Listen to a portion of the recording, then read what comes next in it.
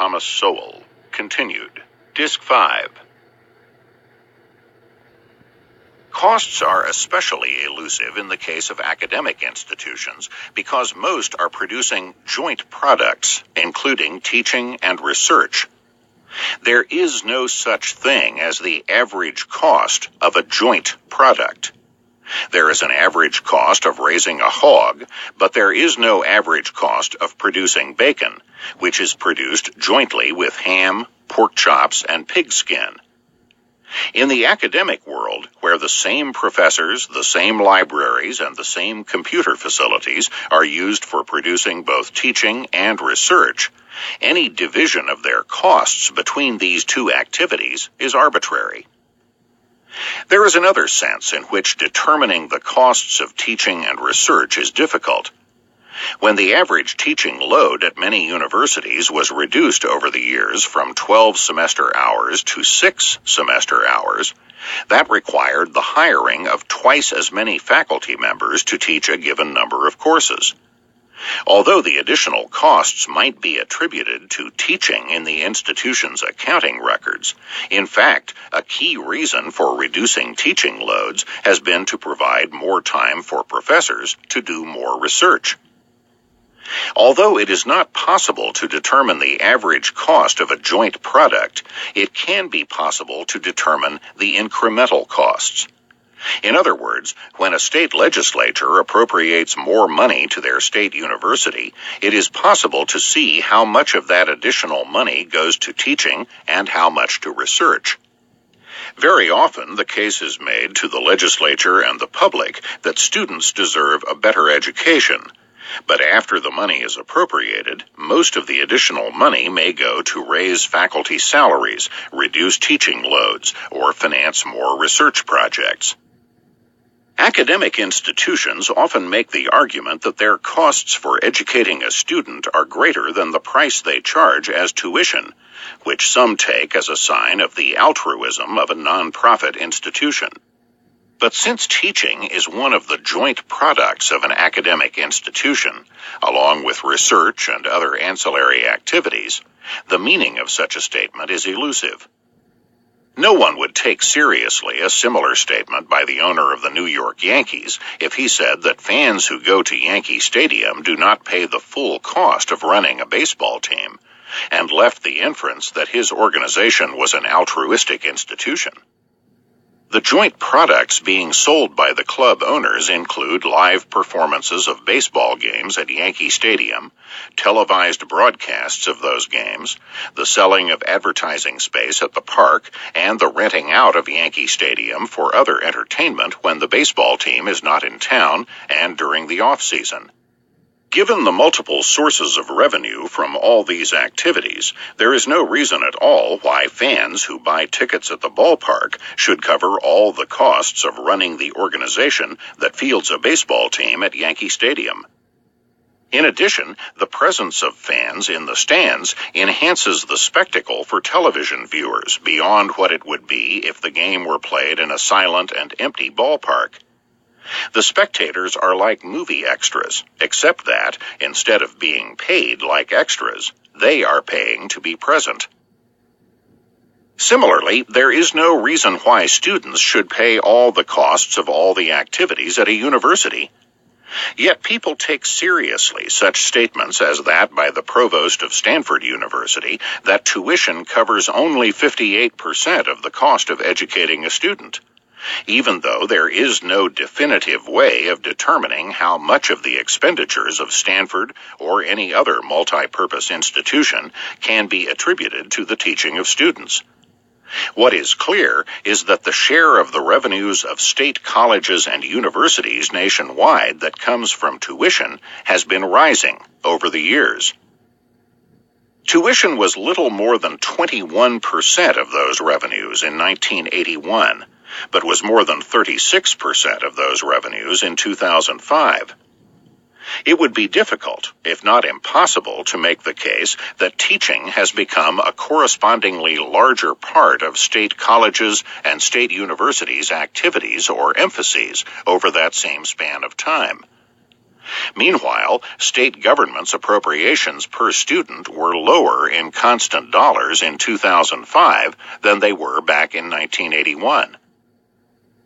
If the argument is taken literally that colleges and universities lose money on every student, then it would be hard to explain why these institutions spend so much time and money recruiting students, and why the number of students admitted to a given institution tends to increase over time.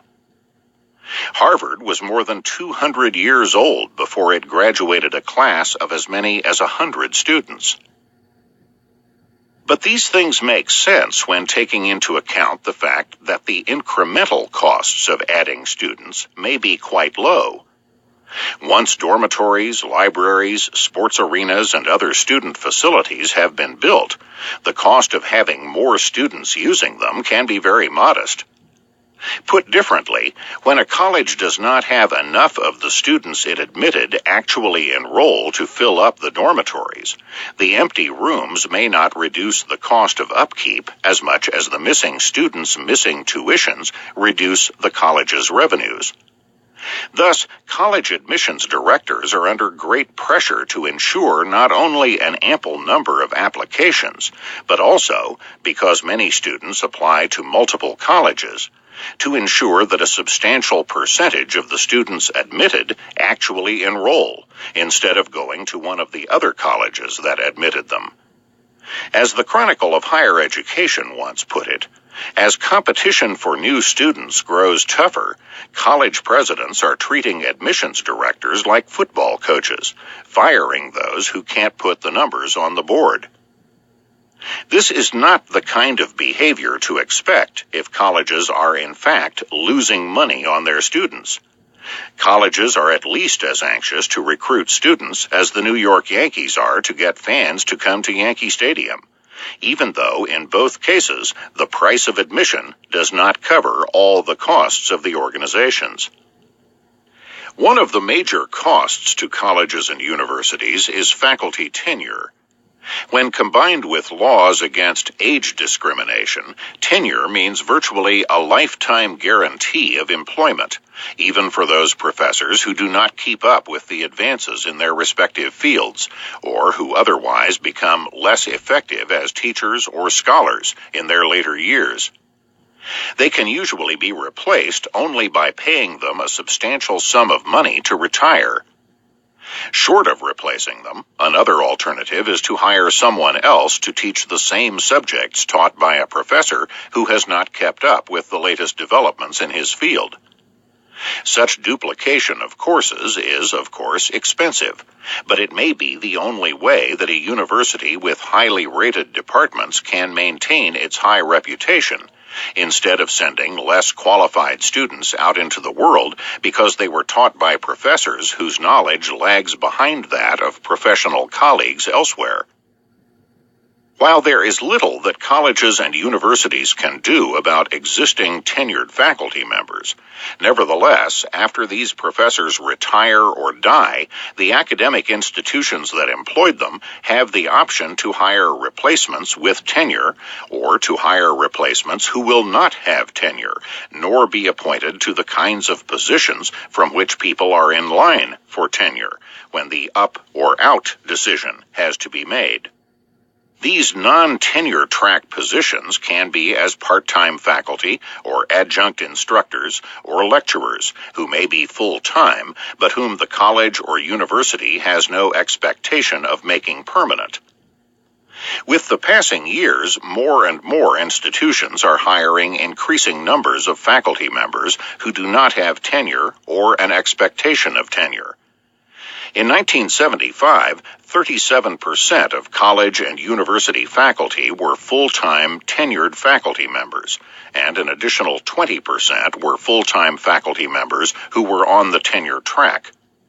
In short, tenure was the rule, with more than half the faculty having either already achieved tenure or being in positions such as assistant professor, where tenure was a prospect. By 2003, however, only 35% of all faculty were in either tenure or tenure-track positions, while 46% were in part-time, non-tenure positions, and an additional 19% were in full-time, non-tenure positions. In short, tenure was out of the picture for nearly two-thirds of all faculty. While the growing numbers and proportions of non-tenure faculty appointments relieved the financial pressures on colleges and universities and permitted more flexibility in matching the numbers and kinds of professors to the changing demands in various fields, these non-tenure appointments were obviously not as desirable to the faculty members. Therefore, those elite institutions which sought to attract the top scholars to their faculties were not as free to hire large numbers of people to non-tenure track positions. Thus, at Stanford, only 9% of its faculty were outside the tenure system, while 73% were outside the tenure system at the University of Colorado at Boulder. Such numbers and proportions are also affected by how many introductory and lower-level courses like freshman English or beginning mathematics there are, since non-tenure faculty would be especially likely to be teaching these kinds of courses, with the senior, tenured faculty teaching more advanced courses at either undergraduate or postgraduate levels. While some highly rated institutions may have many such courses, these kinds of courses would be expected to constitute an especially high proportion of all the courses given at community colleges. At one such college in Illinois, the College of DuPage, adjunct faculty outnumbered full-time faculty by more than 3 to 1. At a profit-making institution like the University of Phoenix, nearly all the faculty are part-time. However, the widespread use of non-tenure track faculty is not confined to the less prestigious institutions by any means. There may also be a widespread use of non-tenure track faculty at those elite institutions where many top scholars prefer not to teach undergraduates, but to concentrate on more advanced work that is more rewarding for themselves, both intellectually and financially. A science professor at the University of Michigan once put the situation very bluntly when he said, "Every minute I spend in an undergraduate classroom is costing me money and prestige." Nor was he or the University of Michigan unique. At Harvard, for example, a study found that there were 1,291 tenured and tenure-track faculty who were outnumbered by the total non-tenure-track faculty, both full-time, 1,072, and part-time, 611. What this means for students is that these students may be attracted to some big-name institutions whose prestige is generated by professors who are unlikely to teach them, especially in their freshman year, and who, in some cases, are not likely to teach them unless and until they reach graduate school. Revenues. The fact that an institution is non-profit in no way implies that it is indifferent to money, or even that it is less assiduous in pursuing money than are businesses set up to make a profit. In many colleges and universities, junior faculty members cannot expect to be promoted to tenured ranks unless and until they bring in research grants, from which the institution takes a sizable share as overhead charges, on average about 44% on grants from the Department of Health and Human Services, for example. As for students, not only has tuition been rising faster than the rate of inflation for decades, colleges and universities routinely engage in price discrimination that would get a private business prosecuted under the antitrust laws.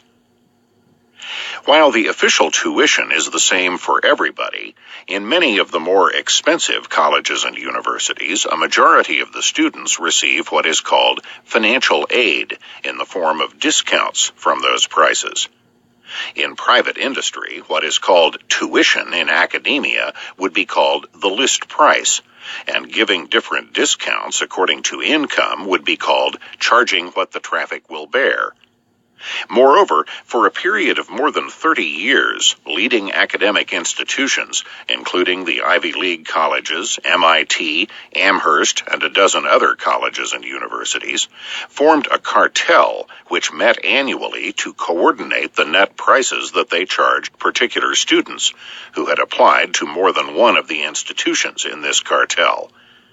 Thus, if a particular student from a family with a particular income, bank balance, home equity, etc., had applied to Harvard, Yale, and MIT, these institutions would jointly decide to coordinate their financial aid discounts in such a way that the student would be faced with the same net price to be paid at all three places.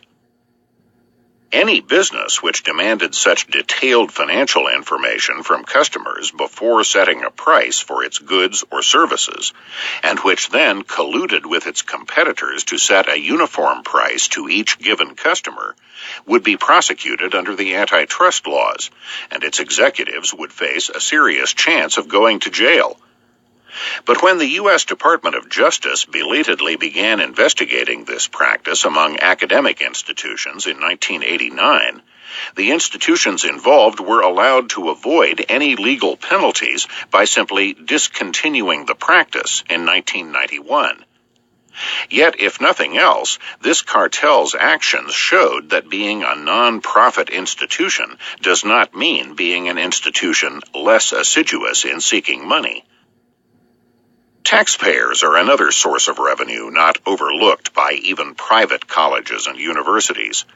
Government subsidies for students whose families' incomes are not high enough to make college affordable become an incentive for colleges to keep tuition high enough to be unaffordable for large numbers of students. When the government's formula for awarding student aid subtracts a family's expected contribution to a student's higher education based on family income from the prices charged by colleges in order to determine how large the government subsidy will be, even a small college would forego millions of dollars in government money annually if it kept its tuition down within the range of what most families could afford. From the standpoint of the college's financial interests, it makes more sense to keep tuition unaffordable for most of its students and use the additional money this brings in from the government to upgrade campus amenities in order to compete with other colleges that way. The fallacy that keeps this perpetual tuition escalation going is ignoring the fact that subsidizing existing costs provides incentives for those costs to rise. Academic institutions lobby Congress for money to be spent both on higher education in general and for money to be earmarked for their own particular institution.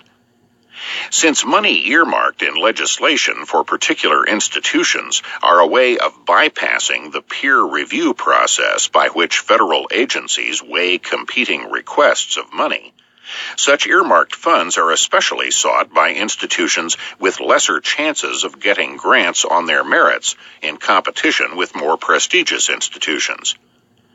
As a study noted, the vast majority of university lobbying, and virtually 100% of lobbying by universities that are not among the top research institutions, is devoted to the pursuit of earmarks. The lobbying process was described in the same study. In January, a university's administrators meet with its lobbyist to formulate lobbying strategy for the upcoming fiscal year. They prioritize potential earmark requests by the likelihood of success and identify elected officials to lobby. They will typically target the representative and/or senators from the university's district and state. In March, the university begins to lobby the targeted representatives to include its request in the appropriations legislation. After the August recess, there is a push to get the request included in one of the 13 appropriations bills. The cycle ends in late autumn, as the appropriations bills are sent to the president. Such organized lobbying campaigns for earmarked federal money were pioneered by Tufts University in the 1970s, when they hired professional lobbyists, a practice then followed by other institutions. The return on these investments in lobbying for earmarks may be indicated by the rise of federal earmarked funds for academic institutions from $17 million in 1980 to nearly $1.7 billion in 2001. Even allowing for inflation, this 100-fold increase in money still amounts to more than a 50-fold increase in real terms. Universities engaged in lobbying for federal money spend an average of more than $100,000 a year each on such lobbying, and receive back in federal money more than $1 million each. Universities located in the district or state of a congressional representative or senator who is a member of the House or Senate Appropriations Committee receive back even higher rates of return on their lobbying investments than the 8-fold return received by other universities. Again, being a nonprofit institution does not mean less hotly pursuing money than enterprises whose incomes are called profit. Money from outside sources, government, industry, foundations, and individual donors are crucial for the research that in turn is crucial for both individual and institutional prosperity and prestige. Even richly endowed universities like Harvard and Yale, receiving millions of dollars annually from the earnings of their endowments in the financial markets, do not finance most of their research from their own money, but from money received from government and other outside sources. In fiscal year 2004, for example, Yale University spent more than 10 times as much money from the government as from its own money to finance its research and development. And Harvard spent none of its own money for that purpose, while spending $399 million in government money.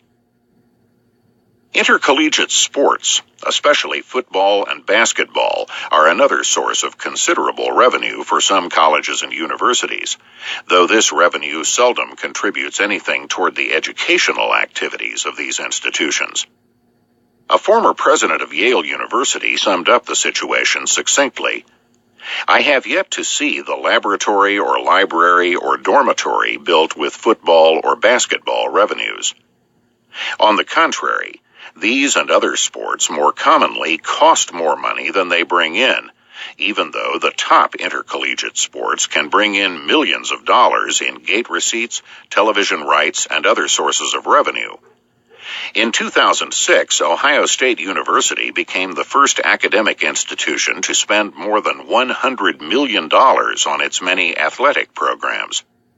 However, with a top-ranked football team playing a bowl game, its $101.8 million in expenses was covered by $104.7 million in revenue. At most colleges and universities, however, financial losses are the rule for athletic programs. Despite some creative accounting used to conceal how much some intercollegiate sports are costing, the head of the National Collegiate Athletic Association, NCAA, acknowledged that when properly accounted, fewer than 10 of the more than 1,000 college athletic departments run a surplus, according to the New York Times. The NCAA is a nationwide cartel whose guiding principle is that none of the vast sums of money involved in intercollegiate sports shall be paid to those who play the games at the risk of their bodies. Meanwhile, those who direct these athletic contests from the sideline can be handsomely rewarded. More than 100 years ago, when Harvard hired its first paid football coach, his salary was 30% more than the best-paid Harvard professor received, and was comparable to Eliot's salary after his almost 40 years as president. Such patterns remain common today, except that it is now common for football coaches to be paid more than the presidents of their respective universities.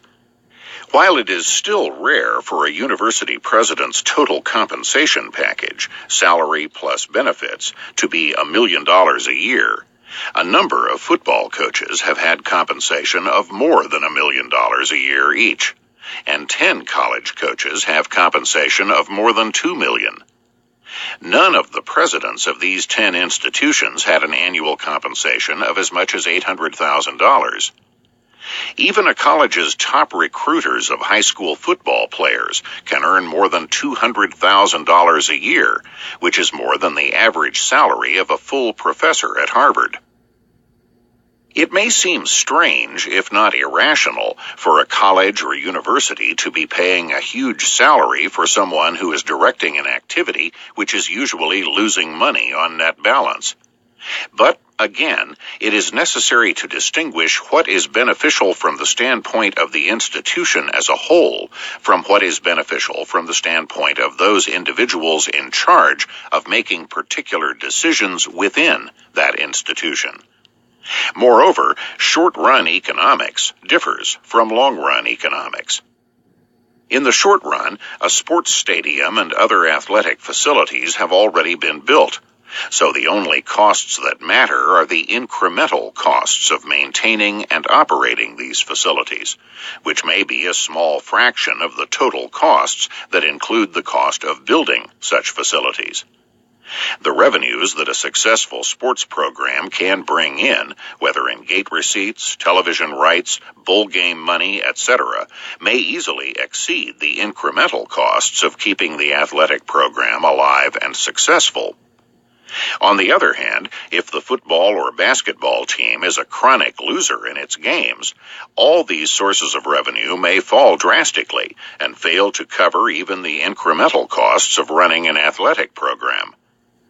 Given these incentives and constraints, hiring a coach who is likely to produce a winning season is worth paying a very large salary. What about the long run? In the long run, the stadium and other athletic facilities will need costly renovation or rebuilding. From a purely economic standpoint, the college or university might be better off at that point to discontinue intercollegiate athletic programs that are costing more money than they are bringing in. However, from the standpoint of a college or university president, is it worth stirring up a hornet's nest of outrage from students, alumni, and perhaps even some faculty members by discontinuing a football or basketball program that the president has been repeatedly authorizing for years? A college or university president has few incentives to think in long-run terms beyond the president's own term in office, which can be cut short precisely by outraging various constituencies of the institution. When Birmingham Southern College dropped out of Division I athletic competition down to Division III, where they would compete against other small, academically oriented liberal arts colleges, there were student protests and local newspapers criticized the decision, even though the athletic budget of $6.5 million was 15% of the college's total budget. Since universities participating in intercollegiate athletics are non-profit organizations, there are no stockholders to complain about the inefficiency of subsidizing money-losing activities, much less mount a campaign to get rid of a chief executive who is reducing their return on their investment. In a profit-based enterprise, any money-losing operation is a threat to the institution's long-run economic position, and that threat is reflected immediately in its stock price, in a lowered rating of its bonds, and in a growing reluctance of banks or other financial institutions to let them have money. It is significant that the relatively few academic institutions that are run for profit, including the University of Phoenix, which has more students than any non-profit university, do not have football teams or stadiums. Few, if any, people have a direct personal interest in the long-run economic or educational consequences of decisions made by officials of most colleges and universities. Students are passing through in a few years. Professors move easily from one institution to another, and few college or university presidents today stay at the same institution for decades, as Charles Eliot once did at Harvard, or as Nicholas Murray Butler did at Columbia, and Robert Hutchins did at the University of Chicago. Presidents of lower-ranked colleges or universities may aspire to become presidents of higher-ranked institutions, and presidents of the latter may aspire to high positions in the political or foundations worlds. But seldom is there a long-term commitment to a given institution today that would provide incentives for students, faculty, or administrators to take a long-term view of the consequences for the institution of the decisions currently being made, whether in intercollegiate athletics or in other aspects of decision-making in higher education. Summary and conclusions. Many of the economic and educational decisions made at colleges and universities seem inexplicable as the actions of institutions pursuing either the best interests of the students or the best interests of the institutions themselves as institutions. However, the actions of academic institutions are much more readily understood as responses to the incentives and constraints facing the various particular decision-makers, such as professors, administrators, trustees, athletic coaches, and others pursuing their own self-interests. Such internal conflicts of interest with the overall purposes of the institution as a whole are much more readily constrained in a profit-seeking enterprise, where the difference between profit and loss is the difference between survival and extinction, and where stockholders and outside financial institutions react to both the short-run and long-run implications of decisions of the profit-seeking enterprise. Where the ultimate test is satisfying paying customers and investors rather than people inside the organization, there are inherent limits of the extent to which self-indulgences among insiders can be tolerated. Where nonprofit institutions differ most from profit-seeking institutions is not in the pursuit or receipt of money, but in the range of their options in deciding what to do with it. That range of options is much more narrowly confined in the case of profit-seeking businesses, which must meet the desires of their paying customers and of investors who finance these institutions if they expect to continue in business. But nonprofit organizations like colleges and universities receive much money from people whose desires do not count. Not only taxpayers, but also deceased donors who have contributed either to the institution's endowment or to particular academic programs. As much as academic institutions may seek earmarked funds from government, they discourage the earmarking of funds from donors, and in some cases have spent the money for things very different from what the donors specified. As already noted, the wide range of discretion by academic institutions has included self-indulgences by faculty, which add directly or indirectly to the costs paid by students, or to a lower quality of their education when professors turn courses over to their graduate students to teach, or limit the range of views presented in their own courses, or among the new faculty who are hired by the old faculty. In an earlier era, nonprofit institutions such as universities, hospitals, or foundations engaged in more racial and ethnic discrimination than profit-seeking enterprises, which had a narrower range of economically viable options. For example, hundreds of black chemists were employed in private industry before World War II, when not a single major university had a black professor of chemistry or of anything else. Columbia University went more than 150 years before it had its first Jewish full professor. Similar patterns could be found in many nonprofit hospitals that had neither black nor Jewish doctors, even though there were many such doctors with thriving private practices. Discrimination entails costs on the discriminators as well as on those discriminated against. But such costs are borne by other people, not by those who make discriminatory decisions, in the case of nonprofit organizations. By the same token, the costs of racial or ethnic preferences in a later era have also been borne by other people. so that the same non-profit organizations which once discriminated against blacks, for example, could now afford to show preferences for blacks as students or professors, because the costs of these preferences are likewise paid by others. Chapter 5. Income Facts and Fallacies. Measuring the growth of incomes or the inequality of incomes is a little like Olympic figure skating, full of dangerous leaps and twirls, and not nearly as easy as it looks. Alan Reynolds. Mark Twain said that there are three kinds of lies: lies, damn lies, and statistics. Income statistics are classic examples of numbers that can be arranged differently to suggest not merely different, but totally opposite conclusions. Among the bountiful supply of fallacies about income and wealth are the following. 1.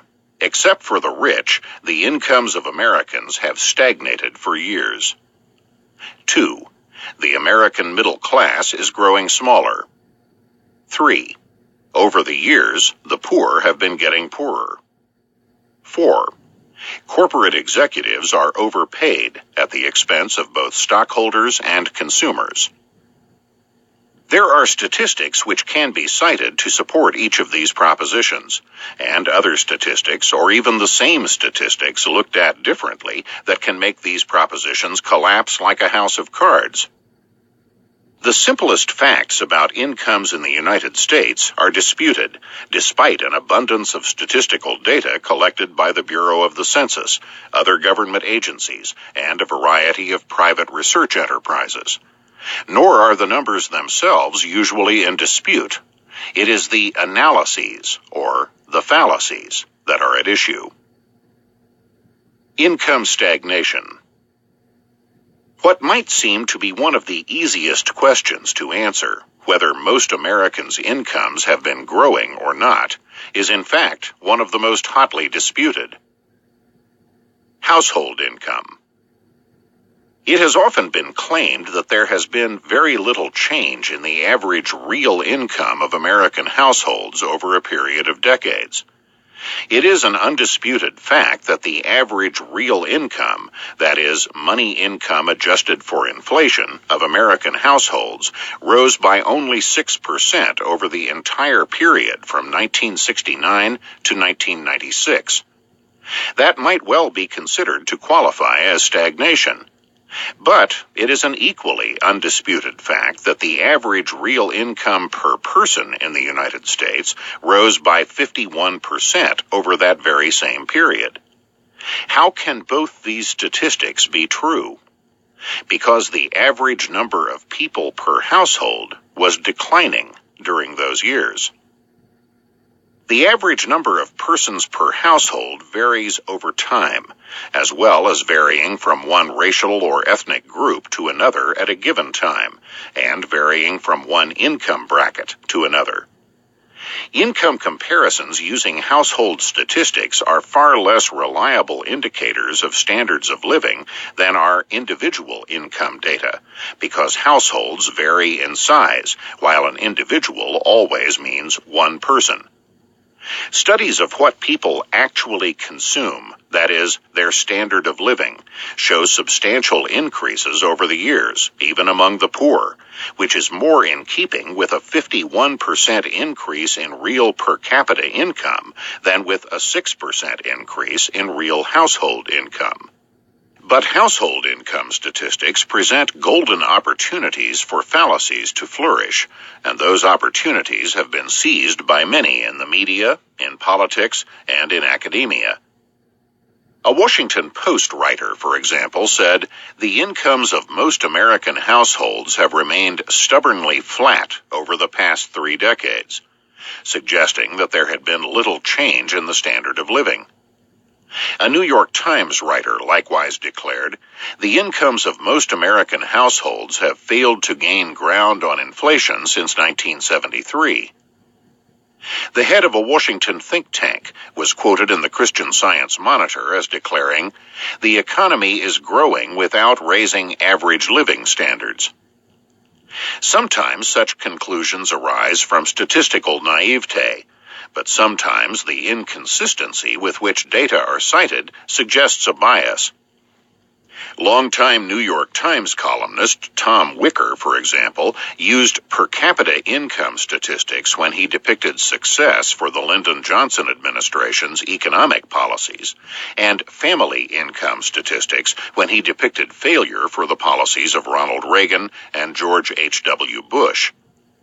Families, like households, vary in size over time from one group to another and from one income bracket to another.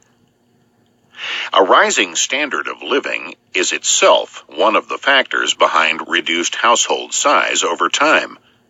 Increased real income per person enables more people to live in their own separate dwelling units instead of with parents, roommates, or strangers in a rooming house. Yet a reduction in the number of people living under the same roof as a result of increased prosperity can lead to statistics that are often cited as proof of economic stagnation. In a low-income household, increased income may either cause that household's income to rise above the poverty level or cause overcrowding to be relieved by having some members form their own separate households, which in turn can lead to statistics showing two households living below the poverty level where there was only one before. Such statistics are not inaccurate, but the conclusion drawn can be fallacious. Differences in household size are very substantial from one income level to another. U.S. Census data show 39 million people living in households whose incomes are in the bottom 20% of household incomes, and 64 million people living in households in the top 20%. Under these circumstances, measuring income inequality or income rises and falls by households can lead to completely different results from measuring the same things with data on individuals. Comparing households of highly varying sizes can mean comparing apples and oranges. Not only do households differ greatly in the numbers of people per household at different income levels, the number of working people varies even more widely. In the year 2000, the top 20% of households by income contained 19 million heads of households who worked, compared to fewer than 8 million heads of households who worked in the bottom 20% of households. These differences are even more extreme when comparing people who work full-time and year-round. There are nearly 6 times as many such people in the top 20% of households as in the bottom 20%. Even the top 5% of households by income had more heads of household who worked full-time for 50 or more weeks a year than did the bottom 20%. In absolute numbers, there were 3.9 million heads of household working full-time and year-round in the top 5% of households, and only 3.3 million working full-time and year-round in the bottom 20%. There was a time when it was meaningful to speak of the idle rich and the toiling poor, but that time has long passed. Most households in the bottom 20% by income do not have any full-time year-round worker, and 56% of these households do not have anyone working even part-time. Some of these low-income households contain single mothers on welfare and their children. Some such households consist of retirees living on Social Security, or others who are not working, or who are working sporadically or part-time because of disabilities or for other reasons. Household income data can therefore be very misleading, whether comparing income differences as of a given time or following changes in income over the years. For example, one study dividing the country into 5 equal layers by income reached dire conclusions about the degree of inequality between the top and bottom 20% of households. These equal percentages of households, however, were by no means equal percentages of people, since the poorest fifth of households contain 25 million fewer people than the fifth of households with the highest incomes. Increasing income inequality over time also becomes much less mysterious in an era when people are paid more for their work, because this means that people who don't work as much or at all lose opportunities to share in this income rise.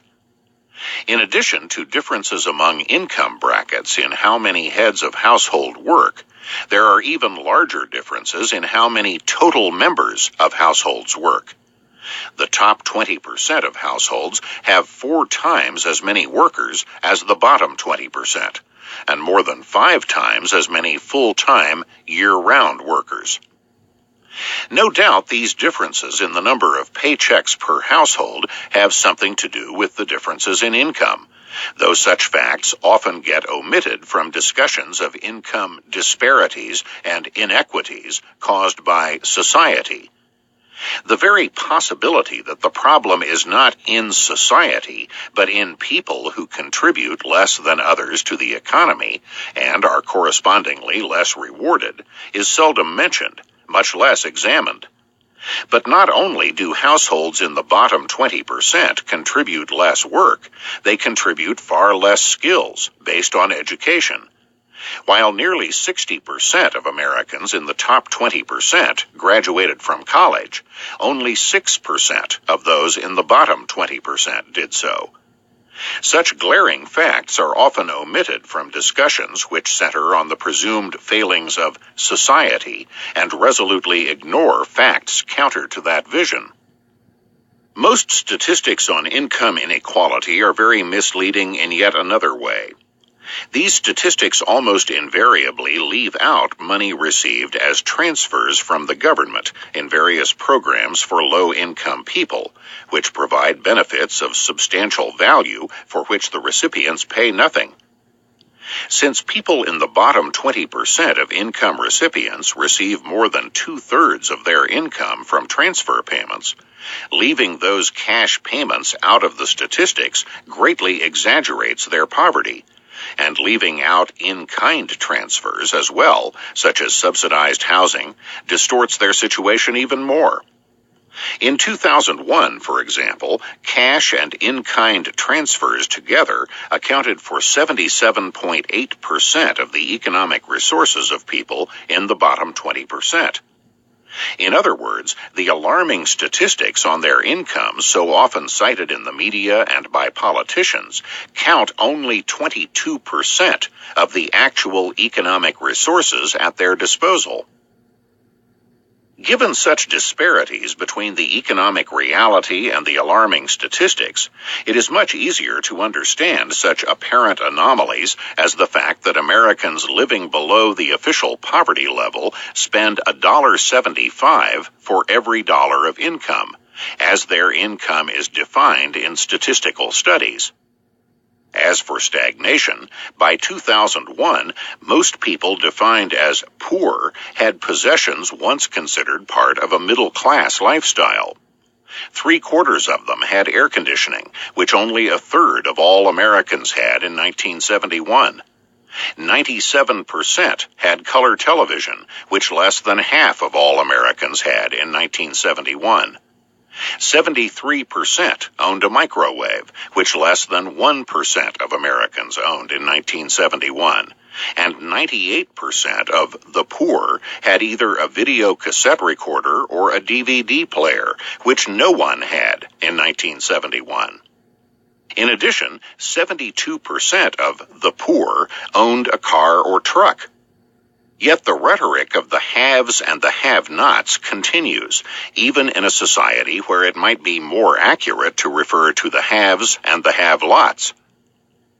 No doubt there are still some genuinely poor people who are genuinely hurting, but they bear little resemblance to most of the millions of people in the often cited statistics on households in the bottom 20%. Much poverty is imported across the southern border of the United States that immigrants cross, legally or illegally, from Mexico. Homeless people, some disabled by drugs or mental problems, are another source of many people living in poverty. However, the image of the working poor, who are falling behind as a result of society's inequities, bears little resemblance to the situation of most of the people earning the lowest 20% of income in the United States, however much such rhetoric may be fashionable in the media and elsewhere. The problem is not a stagnation of the national economy, but particular economic and social problems of particular groups of people. Workers' incomes.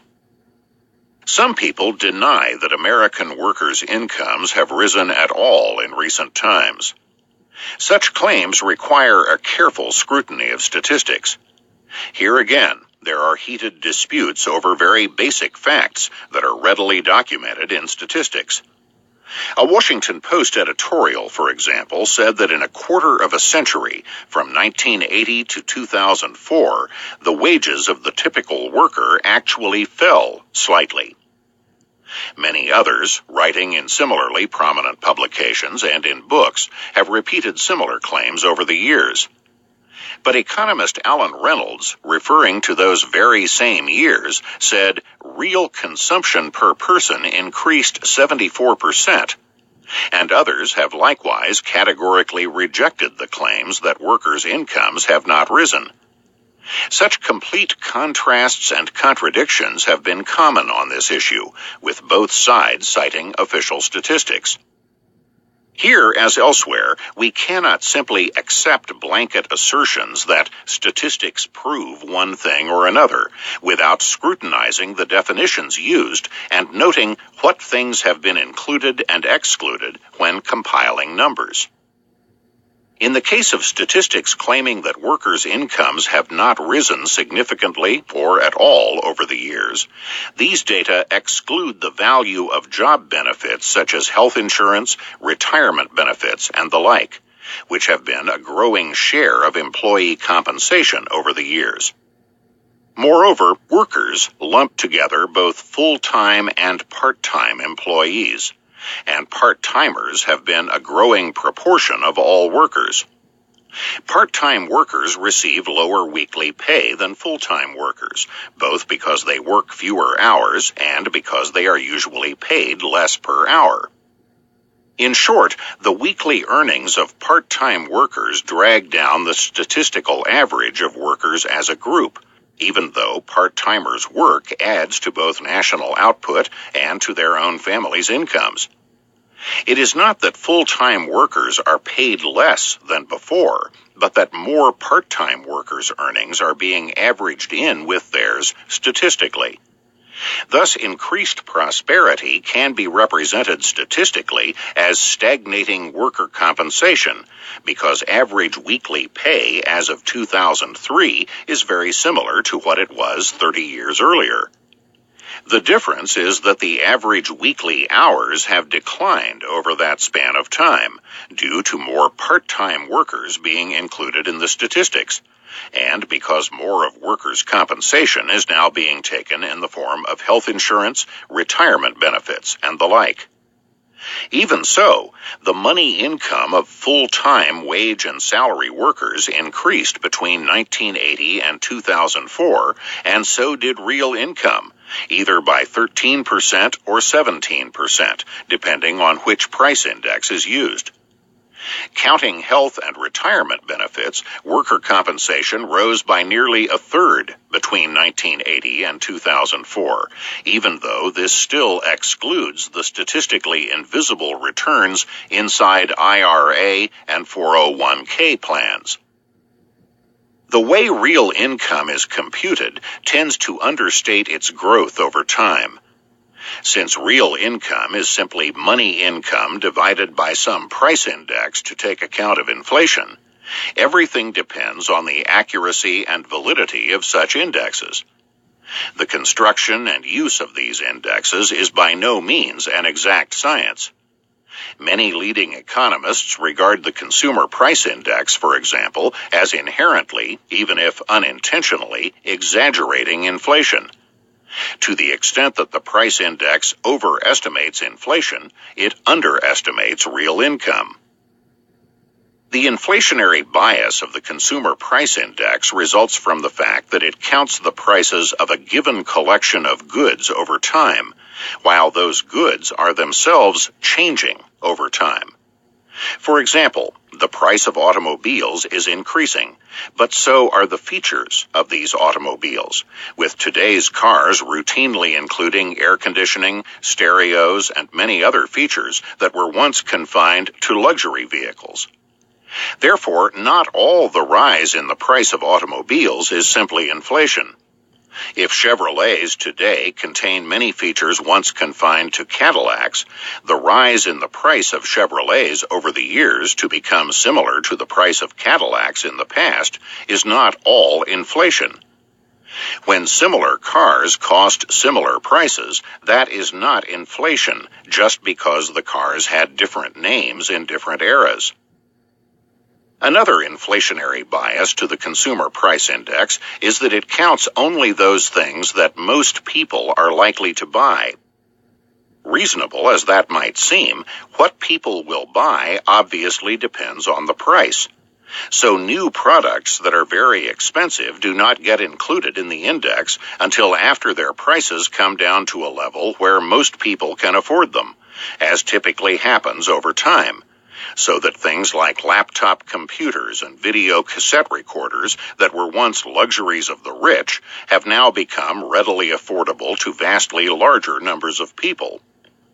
What this means statistically is that price increases and price decreases over time are not equally reflected in the Consumer Price Index. How much difference does this make in estimating real incomes over time? If a price index estimates 3% inflation and statistics on money income are reduced accordingly to get real income, then if a more realistic estimate is 2%, that 1 percentage point difference can have very serious effects on the resulting statistics on real income. The cumulative effect of a difference of 1 percentage point per year over a period of 25 years has been estimated to statistically reduce the real annual income of an average American by nearly $9,000 at the end of a quarter century. That is yet another contribution to the fallacy of stagnating real incomes, even when those incomes are rising. One of the perennial fallacies is that the jobs being lost in the American economy, whether to foreign competition or to technological change, are high wage, and the new jobs being created are low wage jobs, flipping hamburgers being a frequent example. But 7 out of 10 new jobs created between 1993 and 1996 paid wages above the national average. Economist Alan Reynolds used consumption data as the most realistic indicator of living standards and found that consumption in real terms had increased 74% over the period during which workers' pay had supposedly stagnated.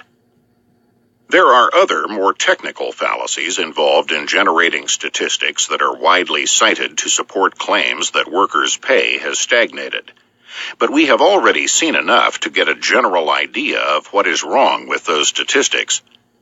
Why so many people have been so eager to accept and repeat the dire conclusions reached is another question that goes beyond the realm of economics.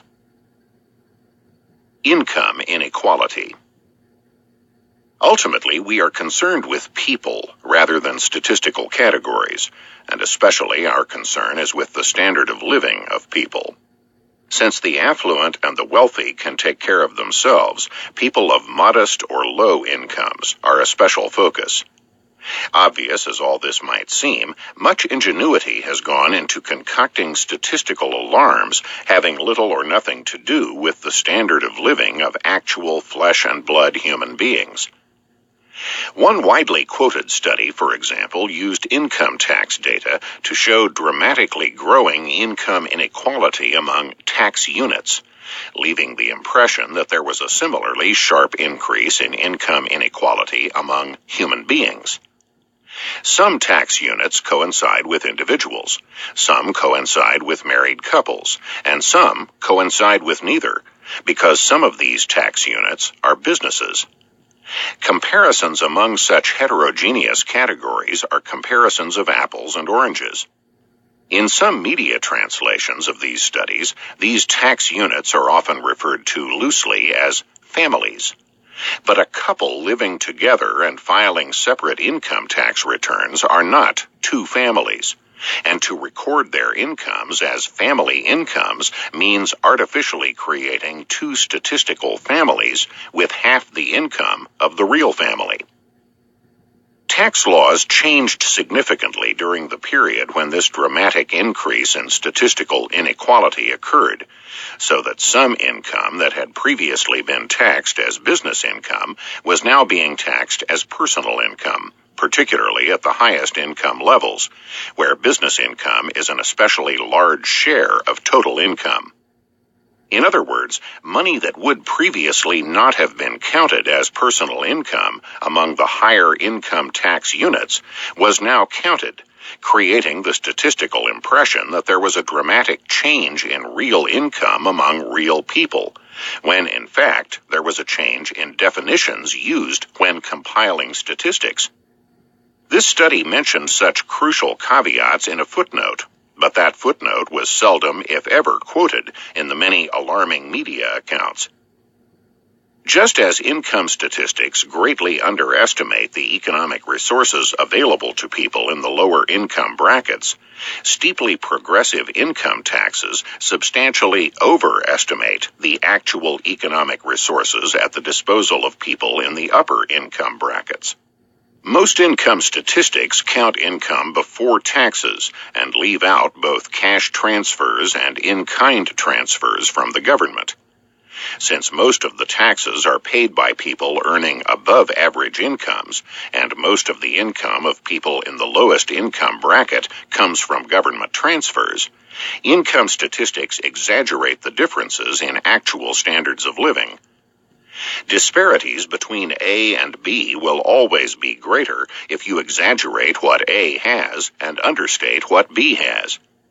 Yet that simple fallacy underlies much of the political, media, and even academic alarm over disparities and inequities. Concern over poverty is often confused with concern over differences in income, as if the wealth of the wealthy derives from and is the reason for the poverty of the poor. But this is just one of the many forms of the zero-sum fallacy. Since the United States contains several times as many billionaires as any other country, ordinary Americans would be among the most poverty-stricken people in the world if the wealth of the wealthy derives from the poverty of the poor. Conversely, billionaires are much rarer in the most poverty-stricken parts of the world. Some people have tried to salvage the zero-sum view by claiming that wealthy people in wealthy countries exploit poor people in poor countries. That fallacy will be examined in the discussion of third world countries in Chapter 7. But first, poverty and inequality require separate analysis and careful definitions. The rich and the poor. Even such widely used terms as the rich and the poor are seldom defined and are often used in inconsistent ways. By the rich, for example, we usually mean people with large accumulations of wealth. But most statistics used in discussions of the rich are not about accumulations of wealth, but are about the current flow of income during a given year. Similarly, the poor are usually defined in terms of current income, rather than in terms of how much wealth they have or have not accumulated. Income and wealth are not only different in concept, they are very different in terms of who has how much of each. Among the people with low incomes who are not poor are the following. 1. Wives of affluent or rich men and husbands of affluent or rich women. 2. Affluent or wealthy speculators, investors, and business owners whose enterprises are having an off year and may even be losing money in a given year.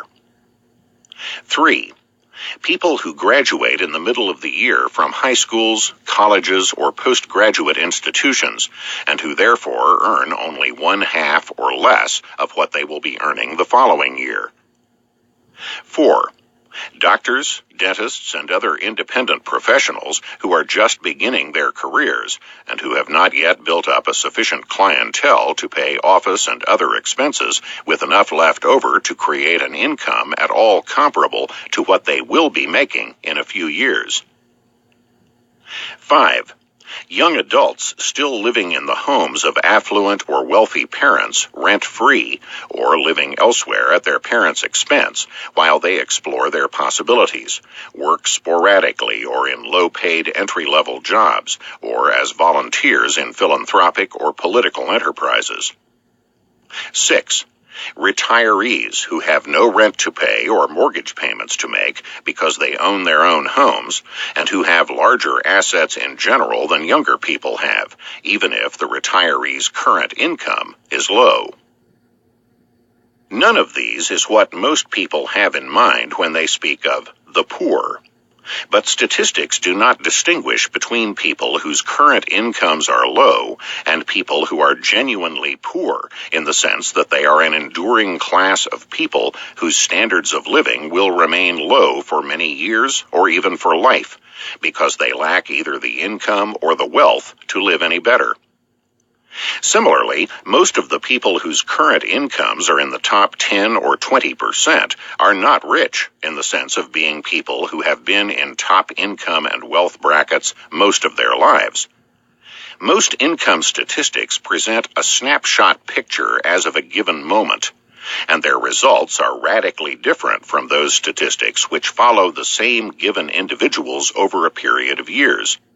For example, 3/4 of those Americans whose incomes were in the bottom 20% in 1975 were also in the top 40% at some point during the next 16 years. In other words, a large majority of those people who would be considered poor on the basis of current incomes as of a given year later rise into the top half of the income recipients in the country. Nor is this pattern peculiar to the United States. A study in Britain followed thousands of individuals for 6 years and found that at the end of that period, nearly 2/3 of those individuals whose incomes were initially in the bottom 10% had risen out of that bracket. Other studies showed that 1/2 of the people in Greece and 2/3 of the people in Holland who were below the poverty line in a given year had risen above that line within 2 years. Studies in Canada and New Zealand showed similar results. Studies which follow specific individuals over a period of years must not be confused with statistics on incomes in society as a whole over a period of years, or even statistics on particular income brackets over a period of years. The crucial difference is that most people move from one income bracket to another as the years go on. That makes it completely misleading to say, for example, that people making minimum wages have waited 10 long years for a raise, because these are not the same people making the same wages for 10 years, even when the minimum wage level has not been changed in a decade. Far from being an enduring class, most Americans in the bottom 10 or 20% of income earners are transients in those brackets, as are people in other income brackets. Just as many people move up from the lowest income brackets, so some other people move down into those brackets, even if only temporarily, due to unprofitable years for particular businesses or professions. Given the transience of individuals in low-income brackets, it becomes easier to understand such anomalies as hundreds of thousands of families with annual incomes below $20,000 living in homes worth $300,000 or more. In addition to such exceptional people, the average person in the lowest fifth in income spends twice as much money annually as his or her annual income. Clearly, there must be some supplementary source of purchasing power, whether savings from previous and more prosperous years, credit based on past income and future prospects, unreported illegal income, or money supplied by spouse, parents, the government, or other benefactors. Despite many depictions of the elderly as people struggling to get by, households headed by people aged 70 to 74 have the highest average wealth of any age bracket in American society. While the average income of households headed by someone 65 years old or older is less than half that of households headed by someone 35 to 44 years old, the average wealth of these older households is nearly 3 times the wealth of households headed by people in the 35 to 44-year-old bracket, and more than 15 times the wealth of households headed by people under 35 years of age. Of the income of people 65 and older, only 24% comes from earnings, while 57% comes from Social Security or other pensions. This means that income distribution statistics based on earnings grossly understate the incomes of the elderly, which are 4 times as high as their earnings. This does not even count the money available to elderly homeowners by tapping the equity in their homes with reverse mortgages. The money received by borrowing against the equity in their homes is not counted as income, since these are loans to be repaid posthumously by their estates. But the economic reality is that money available by transferring home equity into a current flow of dollars serves the same purposes as income, even if it is not counted in income statistics. Many of the elderly who may be statistically poor based on earnings are far from poor otherwise. 80% of people 65 and older are either homeowners or home buyers. Of these 80%, their median monthly housing costs in 2001 averaged just $339. That includes property taxes, utilities, maintenance costs, condominium and association costs for people with such living arrangements, and mortgage payments for those who do not own their homes outright. 85% of their homes have air conditioning. Not only are housing costs lower in these age brackets, retirees, of course, do not have the daily transportation and other costs of going to and from work. The elderly tend to have higher medical costs, but the net cost to them depends on the nature of their medical insurance coverage, including Medicare.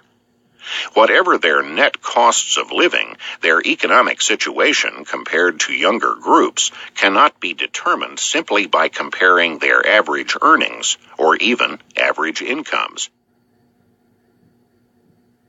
This book is continued on Disc 6. Economic Facts and Fallacies by Thomas Sowell, continued, Disc 6. If the poor are ill-defined by statistics on current income, so are the rich. Seldom is any specific amount of money, whether as wealth or even income, used to define who is rich. Most often, some percentage level, the top 10 or 20%, for example, is used to label people as rich. Moreover, laws to raise taxes on the rich are almost invariably laws to raise the taxes on particular income brackets, without touching accumulations of wealth. But the incomes of those who are declared to be rich by politicians or in the media are usually far below what most people would consider rich. For example, as of 2001, a household income of $84,000 was enough to put those who earned it in the top 20% of Americans. A couple making $42,000 each is hardly what most people would consider rich. Even to make the top 5% required a household income of just over $150,000. That is, about $75,000 apiece for a working couple. As for individuals, to reach the top 10% in individual income required an income of $87,300 in 2004. These are comfortable incomes, but hardly the kinds of incomes that would enable people to live in Beverly Hills or to own a yacht or a private plane. The different ages of people in different income brackets, with the highest average incomes being among people 45 to 54 years old, strongly suggests that most of the people in upper income brackets have reached that level only after having risen from lower income levels over the course of many years. In other words, they are no more of a lifetime class than are the poor. Despite heady rhetoric about economic disparities between classes, most of those economic differences reflect the mundane fact that most people start out in lower-paid, entry-level jobs, and then earn more as they acquire more skills and experience over the years. They are transients in particular income brackets, rather than an enduring class of either rich or poor, though the same people often receive each label at different times of their lives. There are various ways of measuring income inequality, but a more fundamental distinction is between inequality at a given time, however that might be measured, and inequality over a lifetime, which is what is implied in discussions of classes, of the rich and the poor, or the haves and have-nots. Given the widespread movement of individuals from one income level to another in the course of a lifetime, it is hardly surprising that lifetime inequality is less than inequality as measured at any given time. Moreover, interns are well aware that they are on their way to becoming doctors, as people in other entry-level jobs do not expect to stay at that level for life. Yet measurements of income inequality as of a given time are what dominate discussions of income disparities or inequities in the media, in politics, and in academia. Moreover, a succession of such measurements of inequality in the population as a whole over a period of years still misses the progression of individuals to higher income brackets over time. To say that the bottom 20% of households are falling further behind those in the upper income brackets, as is often said in the media, in politics, and among the intelligentsia, is not to say that any given flesh and blood individuals are falling further behind, since most of the people in the bottom 20% move ahead over time to rise into higher income brackets.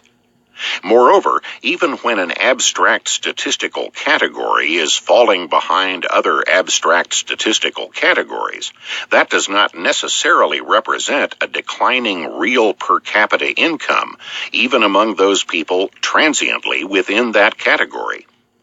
The fact that the share of the bottom 20% of households declined from 4% of all income in 1985 to 3.5% in 2001 did not prevent the real income of the households in these brackets from rising, quite aside from the movement of actual people out of the bottom 20% between the 2 years. The vanishing middle class. One of the perennial alarms based on income statistics is that the American middle class is declining in size, presumably leaving only the small group of the rich and the masses of the poor. But what has, in fact, been happening to the middle class? One of the simplest statistical illusions has been created by defining the middle class by some fixed interval of income, such as between $35,000 and $50,000, and then counting how many people are in that interval over the years. If the interval chosen is in the middle of a statistical distribution of incomes, that may be a valid definition so long as the midpoint in that distribution of incomes does not change. But, as already noted, American incomes have been rising over the years, despite strenuous statistical efforts to make incomes seem to be stagnating. As the statistical distribution of incomes shifts higher over the years, the number of people in the income range originally in the center of that distribution declines.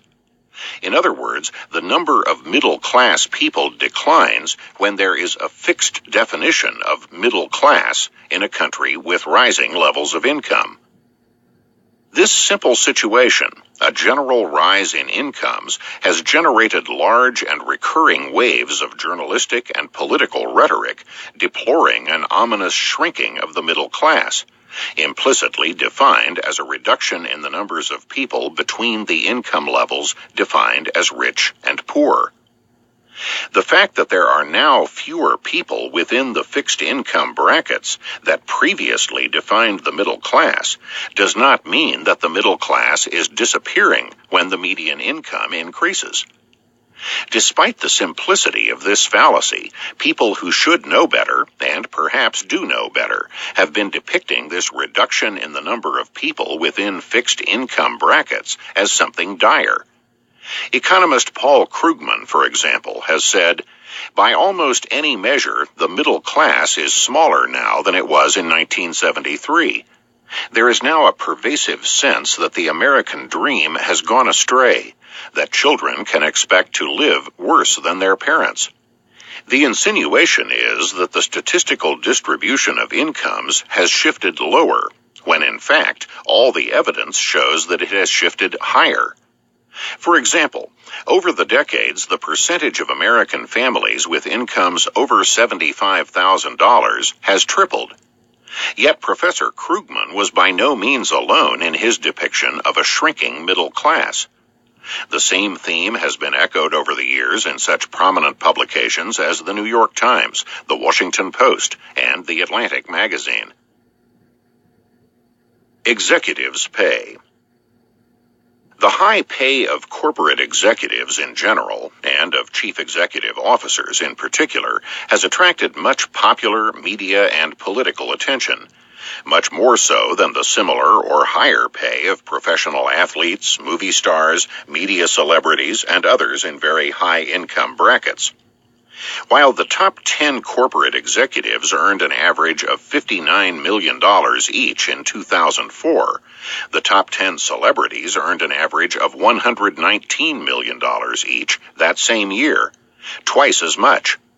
Yet it is rare, almost unheard of, to hear criticisms of the incomes of sports, movie, or media stars, much less hear heated denunciations of them for greed. One of the most popular and most fallacious explanations of the very high salaries of corporate executives is greed. But when your salary depends on what other people are willing to pay you, you can be the greediest person on earth, and that will not raise your pay by one dime. Any serious explanation of corporate executives' salaries must be based on the reasons for those salaries being offered, not the reasons why the recipients desire them. Anybody can desire anything, but that will not cause others to meet those desires. Why then do corporations go so high in their bidding for top executive talent? Supply and demand is probably the quickest short answer, and any fuller answer would probably require the kind of highly specific knowledge and experience of those corporate officials who make the decisions as to whom to hire and how much pay to offer. Given the billions of dollars at stake in corporate decisions, $59 million a year can be a bargain for someone who can reduce mistakes by 10% and thereby save the corporation $100 million. Some have argued that corporate boards of directors have been overly generous with the stockholders' money, and that this explains the high pay of corporate CEOs. To substantiate this as a general explanation would require more than a few specific examples. This theory could be tested as a general explanation by comparing the pay of CEOs in corporations owned by a large number of stockholders, most of whom are in no position to keep abreast of, much less evaluate, decisions made within those corporations, versus the pay of CEOs of corporations owned and controlled by a few huge financial institutions with both expertise and experience and spending their own money. It is precisely these latter corporations which offer the highest pay of all for chief executive officers. These giant financial institutions do not have to justify their decisions to public opinion, but can base these decisions on far greater specific knowledge and professional experience than that of the public, the media, or politicians. They are the least likely to pay more than they have to, or to be penny wise and pound foolish when choosing someone to run a business where many billions of dollars of their own money are at stake. Although many outsiders have expressed incredulity and non-comprehension at the vast sums of money paid to various people in the corporate world, there is no reason why those people should be expected to comprehend why A pays B any given sum of money for services rendered.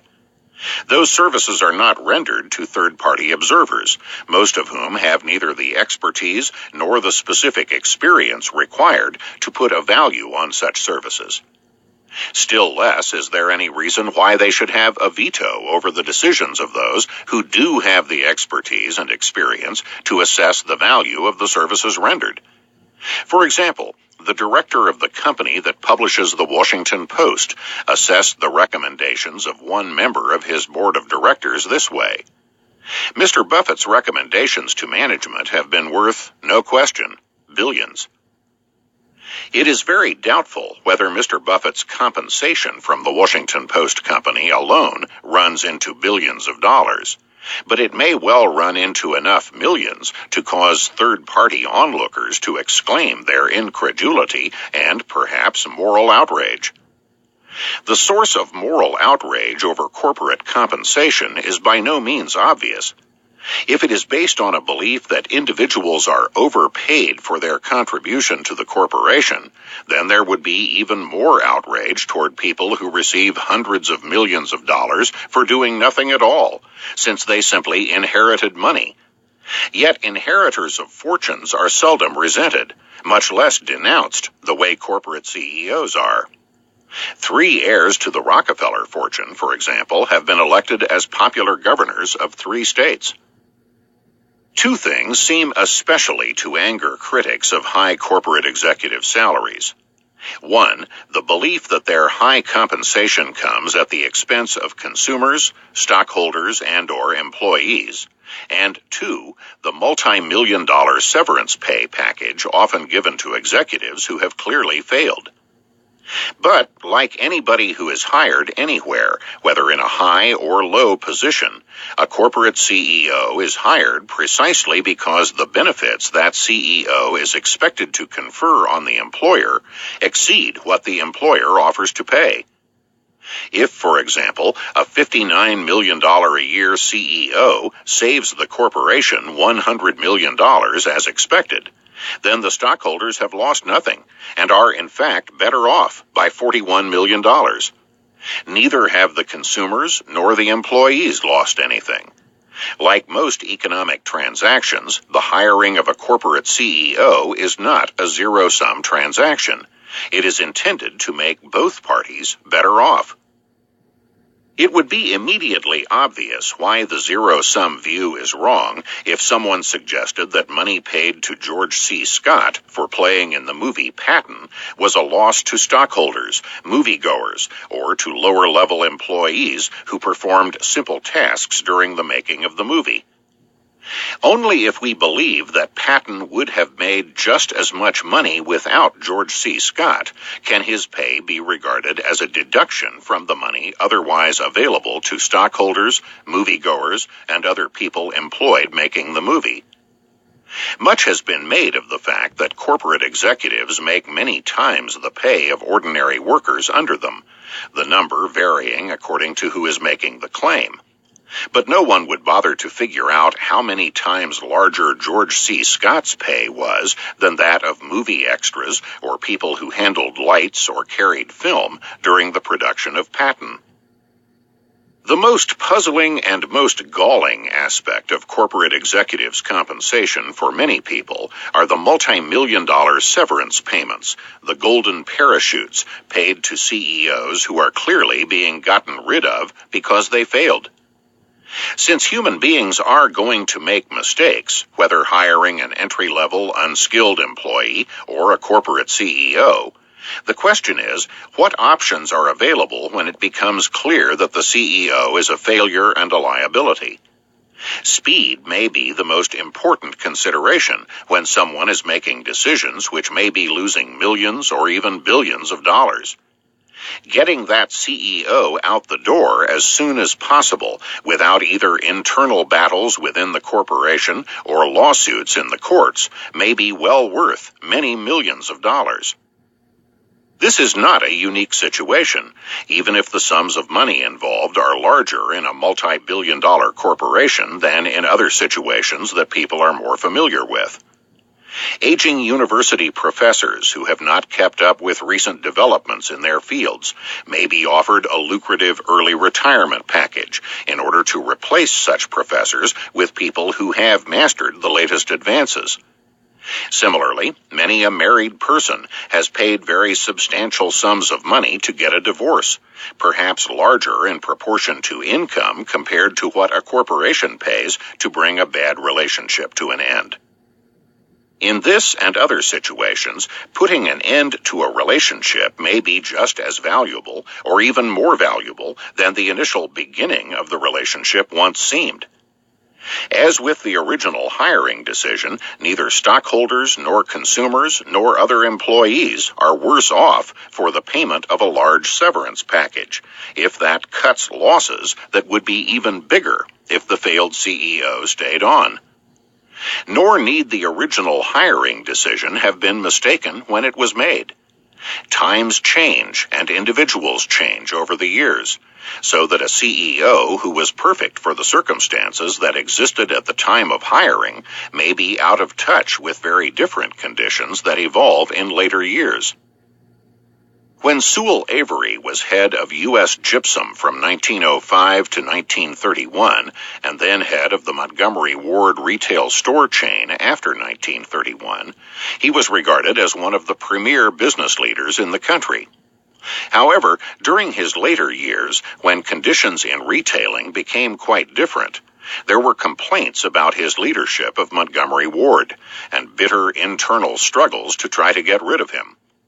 When he finally left, the value of Montgomery Ward stock shot up immediately.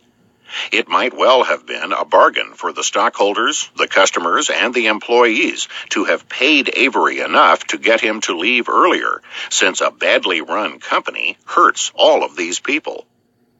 Third-party observers may find it galling that some people seem to be rewarded handsomely for failing, but third parties are neither paying their money nor are in a position to know how much it is worth to be rid of someone. When an individual pays dearly to divorce a spouse who is impossible to live with, that too might be seen as rewarding failure. But does any third party presume to say that the decision to divorce was wrong, much less feel entitled to be morally outraged or to call on government to stop such things? Social mobility. We have already noted one kind of economic and social mobility, the movement of people out of the lowest income brackets in the course of their own working lifetime. A major study at the University of Michigan has followed the same individuals, tens of thousands of them, over a period of decades. Among individuals who are actively in the labor force, only 5% of those who were in the bottom 20% in income in 1975 were still there in 1991, compared to 29% of those in the bottom quintile in 1975 who had risen to the top quintile by 1991. More than half of those in the bottom quintile in 1975 had been in the top quintile at some point during those years. However, as we have also seen, not everyone is working, especially in the lowest income brackets. The rises of those who are working indicates what opportunities there are. How many people take advantage of those opportunities is another question. There is another kind of socio-economic mobility that many have written about, the extent to which people born in low-income families rise to higher income or occupational levels than those of their parents. Here, a number of things get confused with one another, including the amount of opportunity available versus the amount of opportunity used. Much discussion of social mobility is based on the concept of life chances, the likelihood that someone born into given socioeconomic circumstances will grow up to achieve some given economic or occupational level. Sometimes causation is confused with blame, as when any attempt to point out factors in any social group which inhibit their progress is called blaming the victim, presumably the victim of society. Many factors, however, involve no blame and may be due to neither the individual nor to society, but to circumstances. For example, someone born deaf is unlikely to become a musician, even though Beethoven continued to write music after losing his hearing.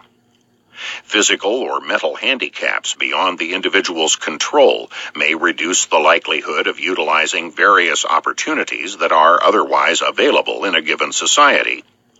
Cultural values, inherited socially rather than biologically, may also reduce the statistical probability of advancing in income or occupations, even when the opportunity to do so is available, and no given individual chooses which culture to be born into.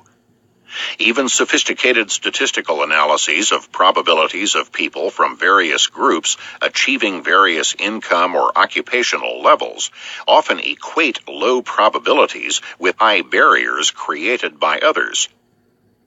A child raised in a home where physical prowess is valued more than intellectual prowess is unlikely to have the same goals and priorities as a child raised in a home where the reverse is true. Some have seen such circumstances as examples of barriers and privileges. For example, a New York Times article that said it is harder to move up from one economic class to another, and that this